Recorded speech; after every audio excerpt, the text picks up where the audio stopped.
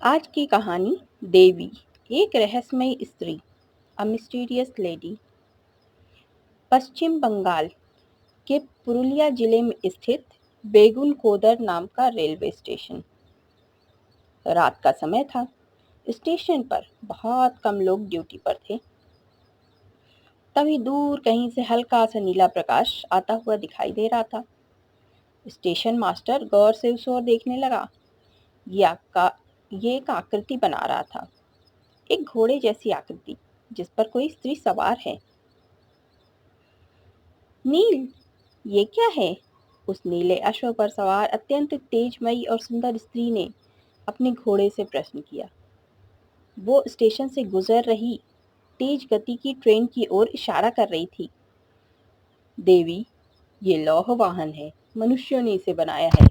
इसकी गति बहुत तेज है और यह अनेक मनुष्यों को पल भर में एक स्थान से दूसरे स्थान ले जा सकता है। वे इसे रेलवे या ट्रेन कहते हैं। यह विमान पश्चिमी देशों से आए हैं।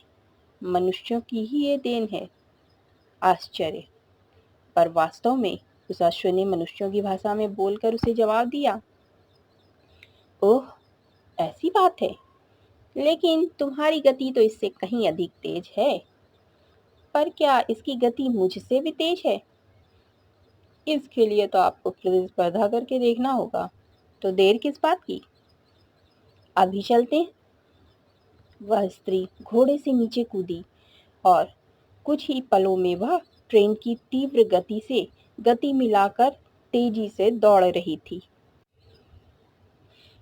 कुछ दूर तक तो ट्रेन उससे आगे चलती रही, लेकिन फिर वो ट्रेन से भी आगे निकल गई। यह दृश्य दूर खड़े स्टेशन मास्टर ने अपनी आंखों से देखा। उसकी तो टांगें ही कांपने लगी। वह वहीं बेंच पर गिर गया। पर वो स्त्री और उसका घोड़ा तो अपने आप में ही मगन थे। उन्हें स्टेशन मास्टर की मानसिक दशा का कुछ आभास ही नहीं था। उधर वह स्त्री बोली, देखा नील, मेरी गति उस वाहन से भी तेज है। मैंने कभी आपकी प्रतिभा पर संदेह किया ही नहीं देवी। मुझे विश्वास था कि जीत आपकी ही होगी, परंतु एक गड़बड़ हो गई। साथ में दौड़ते हुए उस अश्व ने स्त्री से कहा, क्या? इस स्थान की देखभाल करने का कार्य जिस मनुष्य को दिया गया है वह स्टेशन मास्टर कहलाता है, और उसने आपको ट्रेन के साथ दौड़ते हुए देख लिया है। तो क्या उसकी बात पर कोई यकीन करेगा ही नहीं? अगर वह किसी से कहेगा तो लोग उसे ही मूर्ख और पागल कहेंगे। यही तो कलयुग की माया है। समाज में परिहास का विषय न बनना पड़े, इसलिए मनुष्य देखकर भी अंधे हो जाते हैं। वे सत्य को झुठलाने के 100 तरीके अपनाते हैं। सत्य को अपना मानसिक भ्रम मानकर बैठ जाते हैं। परंतु वह मनुष्य कमजोर है। कदाचित वह हृदयाघात से मर ही जाता तो उसके हृदय को मजबूत बनाने के लिए कल फिर हम यहाँ पे दौड़ लगाएंगे, स्त्री ने हंसकर कहा। उस दिन के बाद जब कभी स्टेशन मास्टर की रात में ड्यूटी लगी तो उसे ट्रेन के सामने नाचती हुई और उसकी गति से गति मिलाकर दौड़ती हुई एक स्त्री दिखाई देने लगी, जो सफेद रंग के परिधान में होती थी। उसने अपनी पहचान के कुछ लोगों से इसका जिक्र भी किया। लोग तो उसे यही सलाह देते थे कि वो प्रेतनी है, उससे दूर रहे। एक दिन की बात है, सुबह सुबह उस स्टेशन मास्टर का पूरा परिवार मृत पाया गया। इस कत्ल का इल्जाम गांव वालों ने उसी प्रेतनी के सिर मढ़ दिया। पुलिस ने भी अज्ञात कातिल के रूप में केस को अधूरा ही छोड़ दिया। लेकिन इस स्टेशन को लेकर लोगों में इतना भय फैल गया कि लोगों ने वहां जाना ही बंद कर दिया। इसके चलते प्रशासन द्वारा इस स्टेशन को बंद कर दिया गया। यहाँ तक कि यहाँ से होकर कोई भी ट्रेन नहीं गुजरती थी। वो स्त्री उसके बाद वहां कभी दिखाई नहीं दी। 42 साल के बाद ममता बनर्जी की सरकार ने इस स्टेशन को 2009 में फिर से शुरू किया, पर आज भी रात में यहाँ पर ट्रेन नहीं रुकती।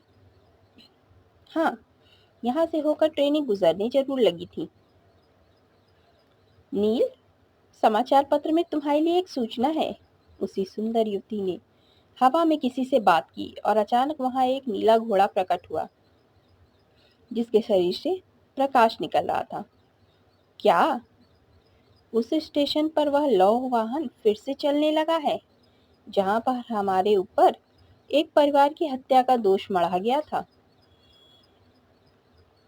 तो चलो एक बार फिर से चलते हैं।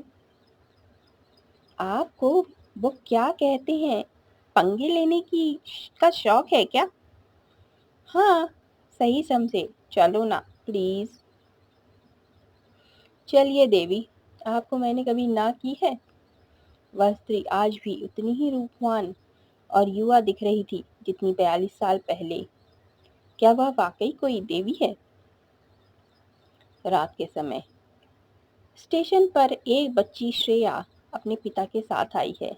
उसके पिता यहाँ से गुजरने वाली ट्रेन के बारे में स्टेशन मास्टर से पूछताछ कर रहे थे। पर मैंने तो सुना था कि ये स्टेशन शुरू हो गया है और यहाँ ट्रेनें रुकने लगी हैं। सर, रात के समय यहाँ कोई ट्रेन नहीं रुकती, सिर्फ इधर से गुजरती है। रात के समय अगर आपको ट्रेन पकड़नी है तो नज़दीकी स्टॉप पर जाना ही होगा, स्टेशन मास्टर ने बताया। तभी छोटी श्रेया की नज़र वहां से गुजरती हुई ट्रेन पर पड़ी। ट्रेन के साथ साथ एक प्रकाश पुंज और एक लड़की तेजी से दौड़ रहे थे। कुछ ही समय में वह लड़की ट्रेन से आगे निकल गई। पापा, पापा, उस बच्ची ने अपने पिता का हाथ खींचते हुए कहा। क्या है बेटा? पापा, वो देखिए, सुपर वुमन। बच्ची ने ट्रेन की ओर इशारा किया। उसके पिता को दूर जाती हुई ट्रेन का पिछला हिस्सा ही दिख रहा था। वो उस लड़की को नहीं देख सके। हाँ बेटा, चलो घर चलते हैं, यहाँ से कोई ट्रेन नहीं मिलेगी। उसके पिता ने उसकी बात पर ध्यान नहीं दिया। पापा, आपने वो देखा था ना? कार में बैठी बच्ची ने फिर पूछा। क्या? वो सुपर वुमन ट्रेन से भी तेज दौड़ रही थी। ची की आवाज के साथ उसके पिता ने अचानक कार रोक दी। कौन सी सुपर वुमन? वो व्हाइट गाउन में तेजी से ट्रेन के साथ दौड़ने वाली दीदी, मैंने आपको दिखाया तो था, बच्ची ने अपने पिता से कहा। ओह गॉड, तुमने भी उसे देखा है? अचानक उसके पिता चिंतित हो गए। उन्होंने सुना था कि उस औरत को जो भी देखता है वो जीवित नहीं बचता। अगर उसकी पत्नी के सामने श्रेया ने ये बात कह दी तो वो बहुत ही चिंतित हो जाएंगी और एक बार फिर उस भूत की अफवाह को हवा मिलेगी। बेटा, उसके बारे में किसी से कुछ मत कहना, ठीक है? क्यों पापा? क्योंकि ये एक सीक्रेट है और आपको कोई परेशान करे तो मुझे बताना। मुझे मुझसे कुछ मत छुपाना। दोबारा अगर वो लड़की दिखाई दे तो भी बता देना। ओके पापा, श्रेया ने गर्दन हिलाकर कहा। उधर यह लौह वाहन पिछले वाले से भी अधिक तेज था, लेकिन मुझसे ज्यादा तेज नहीं। श्रेया की पहुंच से दूर कहीं उस स्त्री ने अपने घोड़े से कहा। इस बार फिर गड़बड़ हो गई। ओह, इस बार एक बच्ची ने आपको देख लिया। ये तो बहुत ही बुरा हुआ। अब हमें उससे मिलने जाना ही पड़ेगा, वरना उसे कुछ हो गया तो। आधी रात को श्रेया अपने कमरे में सोई थी, तभी अचानक वहां एक स्त्री प्रकट हुई। साथ ही हवा में एक चमकीला नीला प्रकाश पुंज भी प्रकट हुआ जो हवा में लहरा रहा था। स्त्री काफी लंबी थी, लगभग 7 या 8 फुट लंबी। साथ ही उसका सौंदर्य भी अद्भुत था, किसी देवी के समान। लगता है गहरी नींद में है, उस स्त्री ने फुसफुसाकर अपने घोड़े से कहा। बू! श्रेया अचानक उठकर चिल्लाई। हे शिव, तुमने तो हमें डरा ही दिया। डरने का अभिनय करते हुए उस स्त्री ने कहा, डरा दिया ना, जैसे आप सबको डराती हो। मैंने मैंने किसे डराया?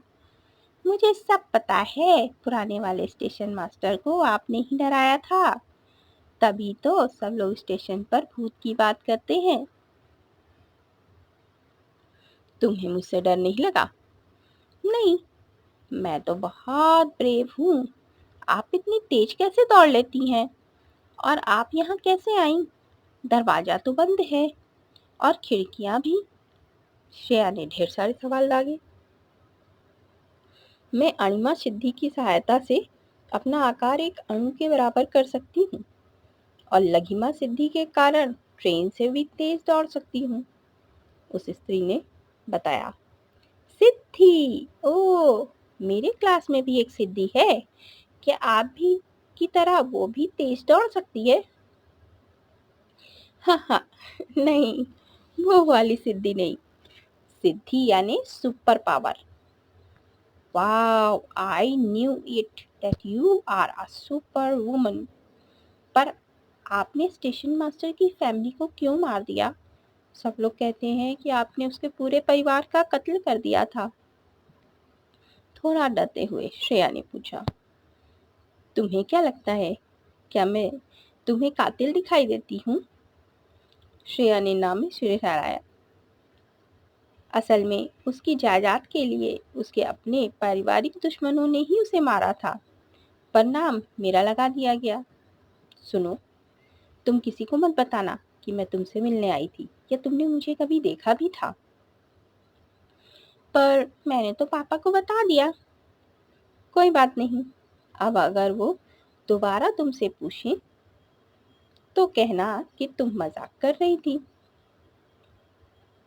उस स्त्री ने समझाते हुए कहा। Okay, I can keep secrets. Super woman, आप फिर कब आएंगी? जब तुम याद करोगी, पर मैं हमेशा तुमसे अकेले में मिलने ही आऊंगी, ठीक है? हाँ, ठीक है। आपका नाम क्या है? मेरा नाम उम, मेरा नाम देवी है। अच्छा, अब सो जाओ। One more thing. व्हाट? वो हवा में बल्ब जैसा आपके आसपास क्या है? ये मेरा अश्वनील है। इसी के साथ वह प्रकाश पुंज एक नीले घोड़े में बदल गया। Wow, it's beautiful. I love you. Shreya ने उठकर दोनों को बारी बारी चूमा। Love you too. बाय।